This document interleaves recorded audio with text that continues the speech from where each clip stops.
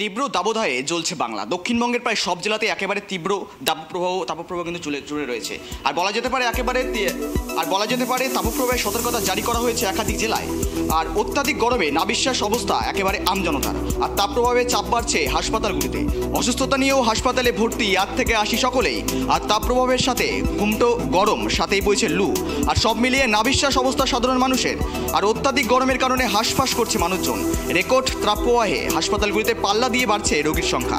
আর রোগীর চাপ সামলাতে হিমশিম খেতে হচ্ছে চিকিৎসক থেকে নার্সদের। আর গরমের প্রকোপে জ্বর, সর্দি কাশির পাশাপাশি বমি, পায়খানার মতো এই সমস্যা নিয়ে হাসপাতালে ভর্তি রোগীরা। এমনই ছবি ধরা পড়ল পশ্চিম মেদিনীপুর জেলার চন্দ্রকোনা গ্রামীণ হাসপাতালে। জ্বর 7 দিন জ্বর হচ্ছিল, টাইফয়েডের মতো হয়েছে, রিপোর্টে টাইফয়েড বলছে, ডাক্তারবাবু বলছে রোদ গরমে এটা হয়েছে, আর বমি করছে, স্লাইড করছে, ইঞ্জেকশন চলছে। কতদিন ধরে ভর্তি আছে? হ্যাঁ, ভর্তি হচ্ছে 2 মাস।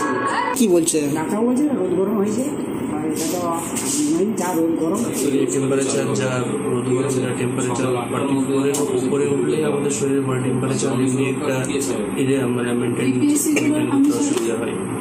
সেই দিক থেকে বলতে গেলে ম্যাক্সিমাম ডায়রিয়া পেশেন্ট, ইনডাইজেশন এগুলো পেশেন্ট ম্যাক্সিমাম আসে।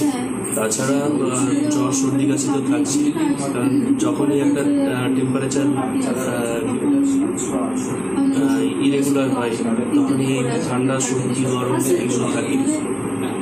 তো ম্যাক্সিমাম আমাদের হসপিটালে আপনার ওই ডায়রিয়া পেশেন্টই এখন আসছে। হঠাৎ করে যেহেতু এটা আমাদের গ্রামীণ অঞ্চল, ম্যাক্সিমাম ওই কৃষি সম্প্রদায়ে যারা থাকে তারাই ম্যাক্সিমাম এসে হঠাৎ করে অসুস্থ হয়ে, কারণ হচ্ছে তারা রোদে গরমে ঘুরে বেড়ে বললেও শোনে না।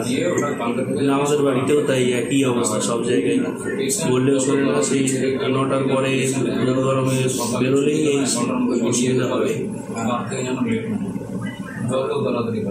সচেতনার দিক থেকে আমি বলবো যে আমরা তো চেষ্টা করছি, তার সাথে সাথে মানুষের সচেতন হতে হবে। সকালের 9টার পর 9-10টার পর যাতে না বেরোয়, জল বেশি করে খাওয়া, বাইরে বেরোলে যেন অন্য কালারের চেয়ে সাদা জামাটা বেশি প্রেফার করে, এতে কালারটা রিফ্লেক্ট হয়, শরীরে গরমটা কম হয়।